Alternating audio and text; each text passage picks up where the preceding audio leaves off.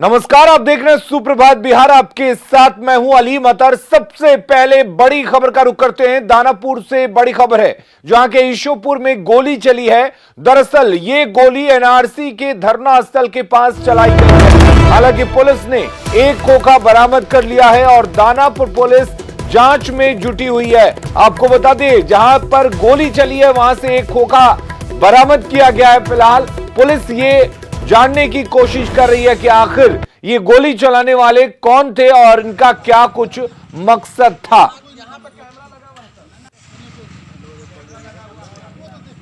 तो दानापुर में एनआरसी के धरना स्थल के पास गोली चली है। आपको बता दें कि पुलिस जांच में जुटी हुई है कि वो हमलावर कौन थे। अमरजीत हमारे साथ जुड़े हुए हैं इस खबर पर ज्यादा जानकारी के लिए। अमरजीत, अब तक क्या कुछ पता लगा पाई है पुलिस? पुलिस सीसीटीवी खंगाल रही है और उस हमलावर का तलाश कर रही है जिन्होंने 3 फायरिंग किया। धरना स्थल के समीप ही जो है 3 फायरिंग की गई है और ये जो इलाका है ईशोपुर का इलाका है, वहां पर कई एक सीसीटीवी लगे हुए हैं। खासकर पुलिस ने भी वहां पे सुरक्षा व्यवस्था के इंतजाम के लिए सीसीटीवी लगाए थे। हाई प्रोफाइल कैमरा है, तो उससे जो है उस नंबर की तलाश की जा रही है जिसका ये गाड़ी है और उसी के माध्यम से उन अपराधियों को जिन्होंने फायरिंग किया है उनकी तलाश की जा रही है। फिलहाल अभी तक पहचान नहीं हो सकी है, लेकिन ये फायरिंग हुई है। सबसे बड़ी बात है कि सुरक्षा में थोड़ी चूक हुई है पुलिस के द्वारा, क्योंकि धरना स्थल है और यहाँ पर सुरक्षा के इंतजाम होने हैं। सुरक्षा के इंतजाम फिलहाल अभी तक जो है अभी बढ़ा दी गई है, लेकिन पहले नहीं थी। और अलर्ट मोड में हालांकि पुलिस थी, लेकिन फिर भी जो है ये घटना घटी है तो पुलिस की लापरवाही कही जाएगी। फिलहाल पुलिस उन अपराधियों की तलाश कर रही है जिन्होंने फायरिंग किया है। जी, बहुत बहुत शुक्रिया अमरजीत, आपका तमाम जानकारी देने के लिए। अगली खबर का रुख करते हैं। दरभंगा से अगली खबर है, जहां के जाले के पास केसर गुमटी के पास बाइक सवार अपराधियों ने व्यवसायी को गोली मारकर जख्मी कर दिया। व्यवसायी दुकान बंद कर बाइक से घर लौट रहा था। इसी दौरान अपराधियों ने लूट के इरादे से उसका पीछा किया। मौका मिलते ही अपराधियों ने व्यवसायी और उसके एक सहयोगी पर हमला कर दिया। गोली लगने के बाद दोनों नीचे गिर गए, जिसके बाद अपराधी डिक्की से झोला निकालकर फरार हो गए। हालांकि अपराधी जल्दीबाजी में कैश की जगह दवा का झोला लेकर फरार हो गए। घायल हालत में दोनों को डीएमसीएच में भर्ती कराया गया है। जाले विधायक ने अपराधियों की जल्द गिरफ्तारी की मांग की है। वहीं डीएसपी पूरे मामले की जांच में जुटे हुए हैं। लाल अपाची 3 आदमी था, उस पर पीछे से गोली मारा जो मेरे स्टाफ को लगा है। उसके बाद दूसरी गोली मेरे हेलमेट में मारा, सिर पे हेलमेट में लगा, सर में कुछ नहीं हुआ। तीसरी गोली बाजू पे मारा है। बाजू पे मारने के बाद बाजू स्लिप के अंदर हमको गोली का एहसास यहाँ हो रहा है। इस संबंध में जो है कि कार्रवाई की जा रही है। घटनास्थल पर पुलिस पहुंच गई है और इलाज बेहतर से बेहतर किया जाएगा। लूटपाट भी हुई है क्या? ये तो ऐसा नहीं बताया, लेकिन बताया कि जो डिक्की जो है कि खुलवाए थे जिसमें दवा था, बताया कि दवा ले लिया है। इलाज उनका चल रहा है। मैं स्वयं भी यहाँ मौजूद हूँ उनके इलाज को कराने की दृष्टिकोण से। लेकिन चिंता का विषय है, हमने जिला प्रशासन से भी बात किया है, मान्यवर एसएसपी साहब से भी बात की है, जिलाधिकारी महोदय से भी बात किया है और उन्होंने आश्वासन दिया है कि 24 घंटे के अंदर जिसने भी गोली चलाई है, जो भी अपराधी है, उसको पकड़ लिया जाएगा। और इधर मोतिहारी में शराब पार्टी करते हुए पुलिस ने 7 लोगों को गिरफ्तार किया है। इनमें से एक रिटायर्ड शिक्षक, व्यवसायी और कांग्रेस नेता भी शामिल हैं। दरअसल पुलिस को सूचना मिली थी कि राजेंद्र नगर भवन के बगल में स्थित मार्केटिंग कॉम्प्लेक्स में कुछ लोग शराब पार्टी कर रहे हैं, जिसके बाद यहां छापेमारी की गई है। गिरफ्तार रिटायर्ड शिक्षक का नाम विजय कुमार है, जिन्हें सेवा काल के दौरान राष्ट्रपति पुरस्कार भी मिल चुका है। साथ ही कांग्रेस नेता रामेश्वर शाह भी इनमें शामिल हैं। गिरफ्तार लोगों को लेकर पुलिस सदर अस्पताल पहुंची, जहां जांच के दौरान 4 लोगों में अल्कोहल की मात्रा पाई गई।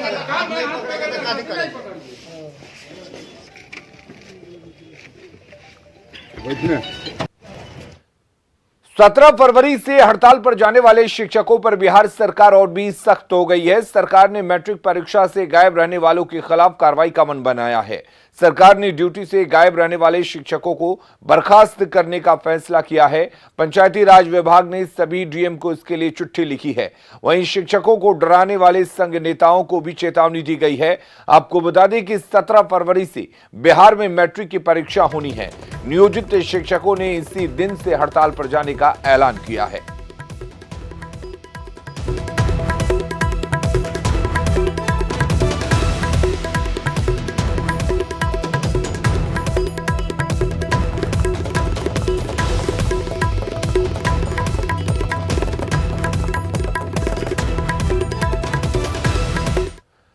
रुख सियासत से जुड़ी खबरों का करते हैं। राजद और जेडीयू के बीच चल रहे पोस्टर वार में कांग्रेस भी मौका नहीं छोड़ना चाहती है। गुरुवार की रात राजधानी पटना में कांग्रेस ने कई पोस्टर लगवाए हैं, जिनमें से नीतीश कुमार के 15 साल को खराब बताकर हमला किया गया है। वहीं 2015 की तर्ज पर फिर से कांग्रेस ने आरक्षण का कार्ड खेलना शुरू कर दिया है। पोस्टरों में 3 पॉइंट को मुख्य रूप से कांग्रेस ने मुद्दा बनाया है। साजिश 1 में गोधरा कांड के बहाने नीतीश पर हमला है, तो साजिश 2 में नागरिकता कानून के बहाने सरकार पर निशाना साधा गया है। वहीं साजिश नंबर 3 में आरक्षण के बहाने सियासत की कोशिश की गई है। जदयू और राजद के बीच पोस्टर वार चल रहा था, अब इसमें कांग्रेस भी कूद पड़ी है। देखिए, कांग्रेस का एक लगा है ये पोस्टर, साजिश पार्ट 3 आरक्षण खत्म। और साजिश पार्ट 1 में क्या लिखा गया है आप देखिए। साजिश पार्ट 1 में है गोधरा कांड, उस वक्त रेल मंत्री नीतीश कुमार थे। और दूसरा देखिए साजिश 2 क्या है, CAA जैसी उन्मादी कानून राज्यसभा में पास, भाजपा संग नीतीश कुमार। साजिश पार्ट 2 दिया, साजिश पार्ट 3 आरक्षण खत्म। यानी घूम फिर कर फिर से एक बार आरक्षण का मुद्दा यहाँ पर आ गया। ये पोस्टर लगाया है पूर्व सचिव बिहार प्रदेश कांग्रेस के सिद्धार्थ क्षत्रिय ने, जो हमारे साथ बने हुए हैं। इनसे जानते हैं पोस्टर लगाने के पीछे कारण क्या है। पोस्टर देखिए, एक बहुत बड़ी साजिश के तहत बिहार को हम लोग इस बात के पक्षधर हैं, कांग्रेस के लोग। जात को ही आप ख़त्म कीजिए, अगर ख़त्म करना है जात को पोस पाल के, और जो ज़रूरतमंद लोग उसको आरक्षण से वंचित करने के जो बीजेपी के साजिश है। कहाँ से आई कि आरक्षण खत्म हो रहा है। ये देखिए, उत्तराखंड में जो सरकार जिस तरह से दायर मामला किया, उत्तराखंड के सरकार एक तरह से समझिए कि आरक्षण खत्म करने के सर्वोच्च न्यायालय से अनुमति ले चुका है। लेकिन प्रधानमंत्री ने कहा है कि जब तक एक भी दलित अपने पैर पे खड़ा नहीं हो जाता, एक भी बचा रहता, तब तक कोई माई का लाल आरक्षण खत्म नहीं कर सकता। तो आप लोग कैसे करें कि आरक्षण खत्म हो। देखिए, प्रधानमंत्री महोदय के कथनी करने में काफ़ी फर्क है। वो जो बोलते हैं वो करते नहीं, और जो करते हैं वो बोलते नहीं। इस पर राहुल गांधी जी भी बोले हैं खत्म नहीं होने देंगे, और हम कांग्रेस के लोग भी इस पे एक मत हैं जो आरक्षण अभी जरूरत है, खत्म नहीं होने देंगे। कांग्रेस जो है वो पिछले बार का पटाखा फिर से जला रही है। यानी 2015 में जो आरक्षण बम चला गया था, जिसके कारण एनडीए को करारी हार का सामना करना पड़ा था, वही बम फिर से निकाल करके लाई है कांग्रेस पार्टी। कैमरामैन मनीष के साथ नीलकमल, न्यूज़ 18 पटना। और वहीं कांग्रेस के पोस्टर पर बीजेपी ने एक मुद्दे पर जवाब देते हुए पलटवार किया है। बीजेपी प्रवक्ता अजीत चौधरी का कहना है कि आरक्षण के नाम पर कांग्रेस सियासत कर रही है। प्रधानमंत्री ने साफ कहा है कि आरक्षण कोई खत्म नहीं कर सकता। बात कैसे हुई, क्या कांग्रेस और विपक्षियों को बताने की जरूरत है क्या? जो सीए लागू हुआ, सीए की शुरुआत किसने की, और सीए के सवाल पे किसी भी मुसलमान की और किसी भी इस देश के नागरिक की क्या सदस्यता या नागरिकता जाती है क्या? तीसरा, आरक्षण, जिस आरक्षण की वो बात साजिश के तहत कह रहे हैं, इस आरक्षण की बात करके क्या कांग्रेस क्या करना चाहती है, किस साजिश की ओर ले जाना चाहती है देश? महागठबंधन में सियासी सुगबुगाहट तेज हो गई है। आज शरद यादव रांची में लालू प्रसाद से मुलाकात करेंगे। उम्मीद है इसमें सियासी समीकरणों पर चर्चा होगी। इससे पहले कल पटना में शरद यादव ने जीतन राम मांझी, उपेंद्र कुशवाहा और मुकेश सहनी के साथ बंद कमरे में मीटिंग की। देखते हैं कि कल यानी कि आखिरी मुलाकात में खास क्या हो रहा, जो आज की मुलाकात पर सबकी नजर टिकी हुई है। बैठक से महागठबंधन में दरार, शरद की मीटिंग से बढ़ी टेंशन, चेहरे को लेकर क्यों है तकरार। बिहार विधानसभा का चुनाव इसी साल होना है, लेकिन महागठबंधन में नेतृत्व और चेहरे की लड़ाई अभी से दिखने लगी है। लालू यादव की गैरहाजिरी का फायदा छोटी पार्टियों के नेता उठा रहे हैं, तभी तो तेजस्वी को किनारा कर शरद यादव के चेहरे को आगे करने की रणनीति बनाई जा रही है। पटना के होटल में शरद यादव गुरुवार को जीतन राम मांझी, उपेंद्र कुशवाहा और मुकेश सहनी के साथ बैठक करने के बाद लगातार दूसरे दिन भी मीटिंग किए, लेकिन बंद कमरे में हुई इस मुलाकात से कांग्रेस और राजद के नेताओं ने दूरी बना ली। बैठक के बाद मीडिया से मांझी ने कहा कि पूरी बात 18 फरवरी को बताएंगे। ये बैठक बहुत महत्वपूर्ण थी, इसकी आवश्यकता हम लोग बहुत पहले से महसूस कर रहे थे। सब अलग अलग बात कुछ बोलते थे, जिनको जिनको कहा गया हुआ आए हैं, तो वैसी परिस्थिति में इस पर भी हम भी नहीं बताना चाहेंगे कि क्या है, लेकिन जो हम लोग थे बातें हुई है, बहुत सकारात्मक बातें हुई है और 18 के बाद इस पर हम लोग बात करेंगे। महागठबंधन की इस बैठक पर राजद की ओर से सफाई दी जा रही है, तो कांग्रेस बैठक की सूचना नहीं मिलने और उचित समय के इंतजार की बात कर रही है। वैसे शरद यादव जी सम्मानित नेता हैं, तो उसमें जहां लोगों ने उनको आगे गाया, उनके साथ बैठे थे, तो बैठने का क्रम चलता रहता है, विचार विमर्श होते होते ही ना कोई परिणाम निकलता है। कांग्रेस को तो इस बात की कोई जानकारी नहीं है कि किसी ने बैठक बुलाई। तो जब हमारा महागठबंधन का स्वरूप और आकार तय होगा, तो उसमें शामिल पार्टियां नेतृत्व को लेकर भी चर्चा करेंगी। विपक्षी खेमे में मची खलबली पर सत्ता पक्ष तंज कस रहा है और महागठबंधन के बिखराव की बात की जा रही है। चूंकि ये महत्वाकांक्षी नेताओं का एक जमावड़ा है और उन्हें कोई भविष्य नहीं दिख रहा है, तो ये पहले से ही बिखर चुका है। ये महागठबंधन अब गठबंधन की शक्ल में है नहीं। आपके टीवी के सुर्खी में आना चाहते हैं, इसीलिए, बाकी कुछ नहीं करना। जनता ने उनको नकार दिया, 2020 में भी उनको नकारने का काम बिहार की आम जन करने वाली। तो महागठबंधन में अंदर खाने चल रही कवायद क्या बिखराव का संकेत है? क्या अब बिहार में माइनस राजद महागठबंधन का स्वरूप बनाने की तैयारी है? क्या महागठबंधन के नेताओं को तेजस्वी का नेतृत्व स्वीकार नहीं, या फिर शरद के नेतृत्व में तीसरे मोर्चे की कवायद हो रही है? न्यूज़ 18 के लिए पटना से रवियस नारायण के साथ नीलकमल की रिपोर्ट। लालू प्रसाद यादव की जीवनी पर लिखी किताब को लेकर सियासत तेज हो गई है। राजद नेता जहां इस किताब को जनता के लिए प्रेरणा बता रहे हैं, तो वहीं सत्ता पक्ष के लोग लालू पर तंज कसते हुए सियासी नसीहत दे रहे हैं। ये संघर्ष भरी जिंदगी रही है अपने नीचे तबकों को ऊपर लेके आने के लिए। ये एक ऐसा चीज है जो कि पढ़ के कोई भी आदमी का रोआ खड़ा हो जाएगा, कोई भी आदमी रो देगा और उनके चीज़ों को अनुकरण करने की कोशिश करेगा। उनको भी लोग अगर पढ़ना चाहें तो पढ़ें और देखें कि क्या क्या कमियां रही हैं, किस कारण बिहार की जो छवि धूमिल हुई, इसका भी अध्ययन वो करेंगे। न्याय तो दिख नहीं रहा है, जो अन्याय समाज के साथ किए हैं वो सर्वविदित है, वो भी उल्लेखित होना चाहिए कि जिस प्रकार से भ्रष्टाचार में आरोपित होकर आज जो सजा याफ्ता की दृष्टि से है, तो इस विषय को संज्ञान में लेना चाहिए, तो उन विषयों को भी देना चाहिए ताकि समाज तो सब देख रहा है। शराब पीने की इजाजत की मांझी की मांग पर अब सियासत शुरू हो चुकी है। अब इस साल होने वाले विधानसभा चुनाव में शराबबंदी एक बड़ा मुद्दा होगा। राजनीतिक दल इस पर स्ट्रेटेजी तैयार कर रहे हैं।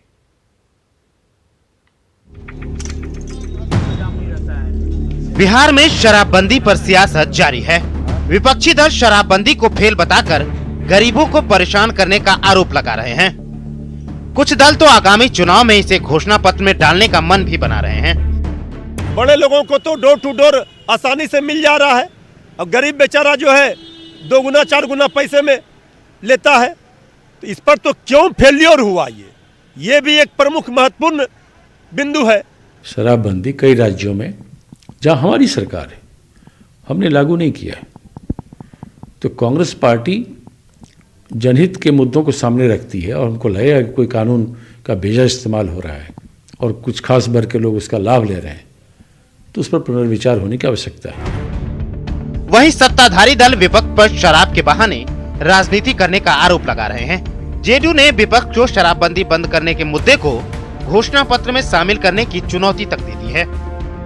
जनता के नाम पर जो इस तरह की सियासत करने वाले लोग हैं, उन्हें जाकर के गांवों, कस्बे और टोलों में जाकर महिलाओं से बात करनी चाहिए, और तब उनको उनके अभियान का पता चलेगा कि जिन सवालों पर वो बात कर रहे हैं, दरअसल जनता शराबबंदी के सवाल पर यू टर्न सुन ही नहीं सकती है। अपनी आदत शायद दूसरों के साथ ये जोड़ने का काम कर रहे हैं। बाकी बहुत किसी भी तरह का कमेंट करना मुझे ज्यादा उचित नहीं लगता। हालांकि ये साफ नहीं है कि विपक्षी दल इसे घोषणा पत्र में शामिल करेंगे ही, लेकिन बयानों के बहाने सियासत जरूर कर रहे हैं। नीलकमल, न्यूज़ 18, पटना। बिहार में वर्ल्ड लेवल हॉस्पिटल बनाने के दावे होते हैं, लेकिन हकीकत यह है कि स्वास्थ्य सिस्टम दम तोड़ रहा है और मरीज भगवान के भरोसे हैं, क्योंकि अस्पताल अब जानवरों का अड्डा बनता जा रहा है। 5 दिन से आए हैं, यहाँ बहुत ज़्यादा गंदगी है, यहाँ पर सुअर चल रहा है, लेकिन हम लोग आए हैं ठीक होने के लिए, लेकिन हम लोग ठीक नहीं हो पाते हैं। क्या करें, मजबूरी है। सही सुना आपने, अब तस्वीरें भी देख लीजिए। गंदगी का अंबार और उसमें चहलकदमी करता सुअरों का झुंड। ये तस्वीरें बेतिया गवर्नमेंट मेडिकल कॉलेज अस्पताल परिसर की हैं, जहां मरीज ठीक होने के लिए आते हैं। हालात देखने के बाद ये कहना गलत नहीं होगा कि यहाँ मरीज ठीक होने नहीं बल्कि बीमार होने आते हैं। शौच कराने के लिए अलग से हम खरीद कर ला रहे हैं। यहाँ पे कोई सुविधा नहीं है। मरीज रात से लेकर अभी तक हम यहाँ कर लेकर रहे हैं, अभी तक इसका कोई इलाज नहीं हुआ है। अंदर का नजारा भी कुछ ऐसा ही है। खिड़कियां टूटी हुई, बेड पर बिछे चादर बीमारी को दावत देते हुए, और सफाई भगवान भरोसे। स्वास्थ्य मंत्री जी आप भी देख लीजिए और अस्पताल उपाधीक्षक की दलीलें भी जरूर सुनिए। बाउंड्री वॉल तैयार नहीं होता है तब तक इस तरह रोक पाना असंभव सा है। हम लोग पूर्ण प्रयत्न करते हैं कि सुअर या पशुओं को यहाँ से हम लोग बाहर करें, लेकिन फिर भी सफलता नहीं मिल पा रही है।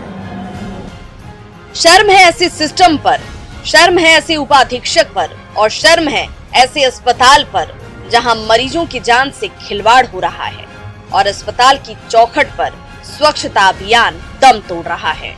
प्रफुल्ल, न्यूज़ 18, बेतिया। बांका जिले के छत्रपाल पंचायत में पानी की समस्या विकराल है, जिसे देखते हुए पीएचईडी की ओर से दर्जनों योजनाओं की शुरुआत की गई है। इनमें कोई पूर्ण हो चुके हैं तो कई प्रगति पर हैं, लेकिन अचरज की बात यह है कि पानी की परेशानी खत्म नहीं हुई है। ये गांव है पहाड़ की तलहटी में बसा मन अड्डा। यहाँ कहने के लिए एवियन कंपनी की ओर से पेयजल योजना के तहत जल मीनार बना दिया गया, लेकिन ग्रामीणों को पानी अब भी नसीब नहीं। जल मीनार बने 3 साल हो गए, लेकिन गांव के अधिकांश लोग पाइप नहीं बिछे होने की शिकायत कर रहे हैं। लगभग 3 साल तो गुजर रहा है, लेकिन अभी तक पानी का कहीं कुछ नहीं, एक किसी के यहाँ नहीं मिला है। और साथ साथ पाइप भी नहीं जोड़ा गया है पूरे गांव में। अगर यही चापाकल देता हम लोग का तो अच्छा रहता। पानी पीने के लिए 10-10 घर अगर पीते हैं अच्छा रहता। वो इसको देने से कोई फायदा नहीं हम लोग का है। छत्रपाल पंचायत पूरी तरह से फ्लोराइड युक्त पानी का क्षेत्र है। यहाँ एक योजना के नाम 38 से 40 लाख की निकासी हो रही है, लेकिन फायदा कुछ भी नहीं। पंचायत के चिरचिरी और चौवटिया का भी यही हाल है। चौवटिया में कुछ घरों में पानी नसीब भी हुआ, लेकिन चिरचिरी में एक भी घर को पानी नसीब नहीं। हालांकि लोक स्वास्थ्य विभाग के कार्यपालक अभियंता समस्या दूर करने का भरोसा दे रहे हैं। जब टंकी बनाने के बाद में चालू कर दिया, थोड़ा दिन चुरू पानी गया उसमें, इसके बाद बंद है सर। बहुत साल भर हो गया ये टंकी। अच्छा, ये कौन गांव है? गाँव है चिरचिरिया है। पानी का बहुत दिक्कत है। हम लोग सोचे अगर टंकी बन जाए तो हम लोग का अच्छा सुविधा होगा, लेकिन अच्छा सुविधा होने के बावजूद भी अभी पानी टंकी में नहीं जा रहा है। नल में भी एक लोटा भी आज तक हम लोग नहीं ले पाए हैं या पी पाए हैं। 12 बोरिंग भी कराई गई, लेकिन फिर भी सक्सेसफुल नहीं है बोरिंग वहाँ भी, चूँकि भूगर्भीय जल की उपलब्धता वहाँ कम है। तो हम लोग प्रयास कर रहे हैं उसमें दूसरी बोरिंग कराकर किसी भी स्थिति में उस योजना को हम लोग चालू करेंगे। करोड़ों खर्च के बाद भी फ्लोराइड उपचारित पेयजल नहीं मिलना विभाग के काम की गति को दिखाने के लिए काफी है, जहां लोग आज भी शुद्ध पेयजल के लिए इंतजार में हैं। नागेंद्र, न्यूज 18, बांका। गिरती सरकारी शिक्षा व्यवस्था के बीच अगर कोई अभिभावक निजी स्कूल से अपने बच्चे का नाम कटवाकर सरकारी स्कूल में दाखिल करा रहा है तो उस विद्यालय में कुछ तो बात है। देखिए ये रिपोर्ट।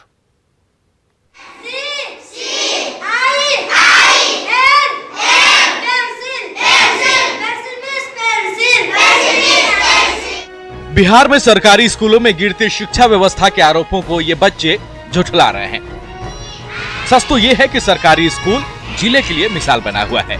जी हाँ, ये सरकारी स्कूल नालंदा जिले के गिरियक प्रखंड के दौलाचक में है। कहने को तो सरकारी स्कूल है, लेकिन हर वो सुविधा मौजूद है जो शायद ही किसी प्राइवेट स्कूल में हो।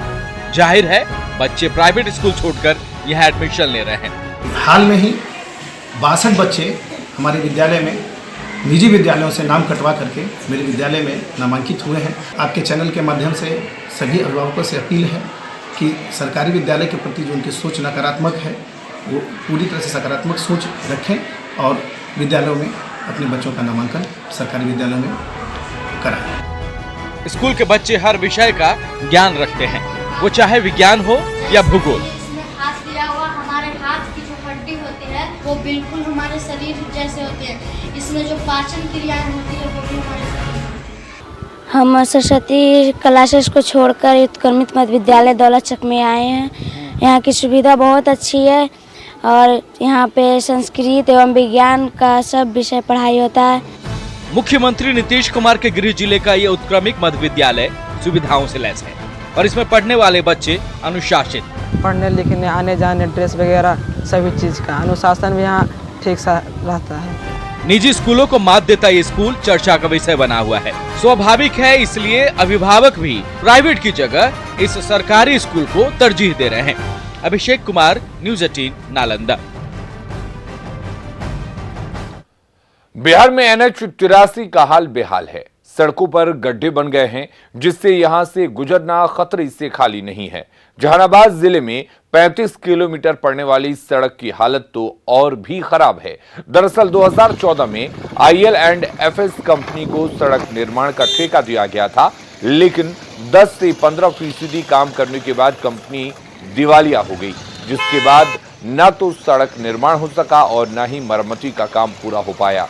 आपको बता दें कि हाईकोर्ट के चीफ जस्टिस ने दिसंबर 2019 में NHAI से इस पर सवाल किया था, तो उन्होंने फरवरी तक की समय सीमा की मांग की थी, लेकिन अब तक इस पर कोई सुधार नहीं दिख रहा है।